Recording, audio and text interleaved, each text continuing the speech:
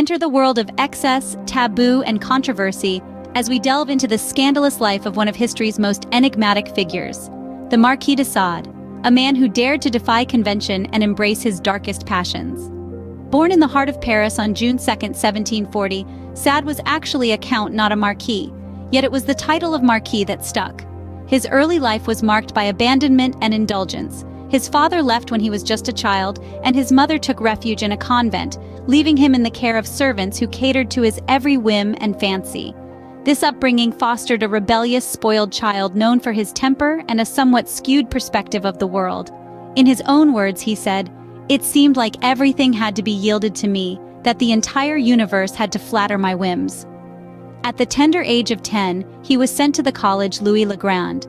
Here, young Sade discovered his passion for drama and theater, thanks to the regular shows organized by the priests. But this wasn't his only discovery. Another passion began to emerge, one that was far more devious. Subjected to corporal punishments including flogging, he developed an obsession that would follow him throughout his life. In his early life, the Marquis de Sade had shown signs of the scandalous behavior that would later define his legacy. At the age of 14, Sade joined the army, and his superiors described him as deranged but brave. Young Sade was not just a child of privilege, but one with a strong will and a reckless spirit. He found himself in the midst of the 7 Years' War, a global conflict that saw the major powers of Europe battling it out on multiple fronts. His courage in battle was noted, but so was his erratic behavior, a trait that would follow him throughout his life. Post-war, his father arranged for his marriage to Renée de Montreuil. This wasn't a love match, but a strategic union between two noble houses. The Montreuil family was wealthier than the Sades, which suited the Marquis's extravagant lifestyle. It was a marriage of convenience that would bring him financial stability and a measure of respectability. However, the Marquis's new wife, the unassuming Renée de Montreuil, would prove to be much more than just a convenient match. She was a woman of deep loyalty and enduring love, qualities that would be severely tested in the years to come. Despite her husband's numerous scandals, her devotion to him never wavered. She stood by him, often at great personal cost, even when society turned its back on him. Their union produced 3 children, 2 sons and a daughter. One could imagine that this might have led to a domesticated marquis, tamed by the responsibilities of fatherhood and marriage. But Sade was not a man to be easily tamed. His appetites and desires, which were far from conventional, continued unabated, often leading to scandal and societal outrage. While Sade's military career was short-lived, his marriage would prove to be a lasting source of support and controversy. It would become a cornerstone in his life, a constant amidst the scandals and chaos that seemed to follow him wherever he went. Deranged but brave, controversial yet captivating, Sade was just getting started. The Thézard affair, the first scandal of the Marquis de Sade, occurred 4 months after his wedding in October 1763, when a prostitute denounced his sadistic and blasphemous games, which were capital offenses. As one might expect, the authorities weren't thrilled. They arrested him. But this was France in the late 18th century, where nobility played by different rules. Sade's in-laws were wealthy and influential. They flexed their power, greased a few palms, and just like that, the Marquis was free again. But this freedom came with a cost: heavy scrutiny from the law. The police, now aware of the Marquis's proclivities, kept a close eye. In their notes, they ominously predicted it wouldn't be long before we hear again about the horrors of the Count de Sade. They were right. Just 4 years later, in 1767, Sade's deviant desires led him down a dark path. He lured a widowed beggar to his cottage with the promise of employment as a maid. What awaited her was a nightmarish ordeal. She was tied to a bed, whipped, and even had hot wax poured into wounds inflicted by the Marquis. All the while, he threatened to kill her if she stopped screaming. When he had finally had his fill of torment, he left her confined in a room while he went out to visit prostitutes. Fortunately, his victim managed to escape through a window and alert the local villagers. The resulting uproar solidified the Marquis's reputation as a dangerous deviant, a man whose lust for cruelty knew no bounds. Yet once again, his noble status shielded him from severe punishment. His in-laws swept in, paid off the victim, and the Marquis walked away with little more than a slap on the wrist. The Marquis de Sade had begun to make a name for himself, and not in a good way.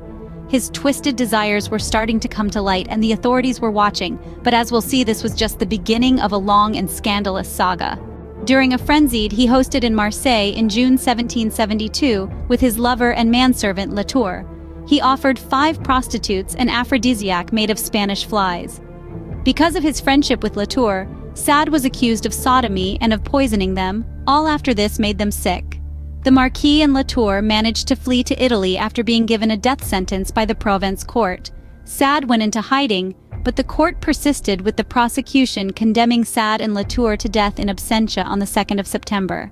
Sade had fled to Italy with his sister-in-law Anne Prosper de Launay, a liaison which turned his mother-in-law into a fierce enemy. Madame de Montreuil used her influence to secure his arrest and imprisonment in the fortress of Miolan, then part of the Kingdom of Sardinia.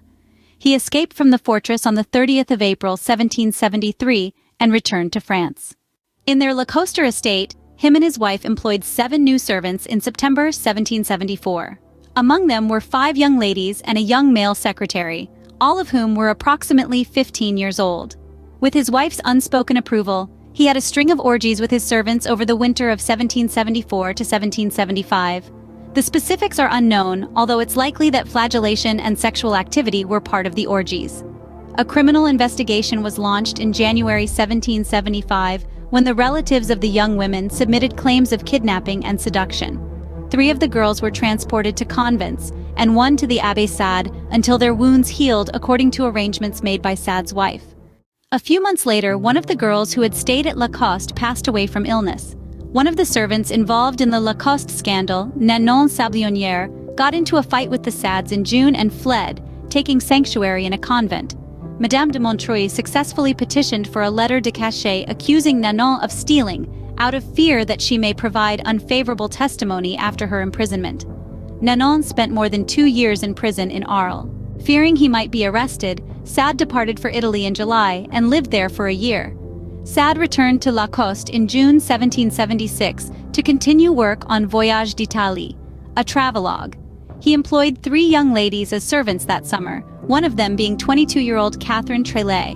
He hired 4 more servants in December. After just one night, 3 of them departed, saying that Sade had promised them money in exchange for sex.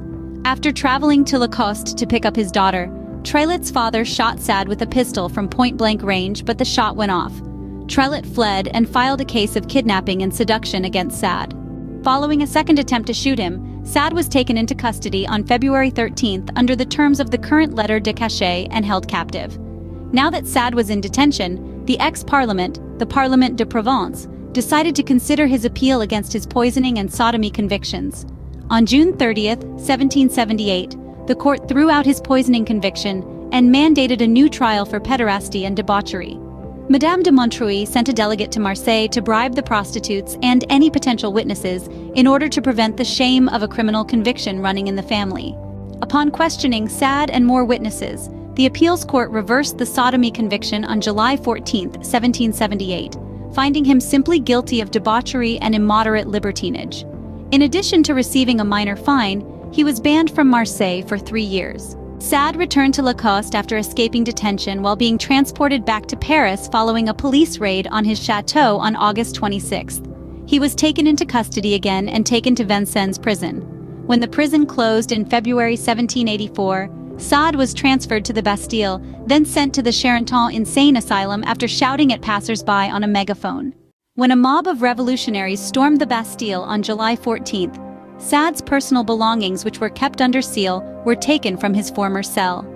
After the National Constituent Assembly voted in favor of abolishing lettre de cachet in March 1790, Sade was finally freed from prison on April 2nd. Throughout his life, the Marquis de Sade would be in and out of jails and institutions and continue to shock the world, leaving a legacy that would forever be remembered. His scandalous life, filled with debauchery and blasphemy, was a far cry from the societal norms of his time, yet it was not just his lifestyle but also his writings that caused a stir.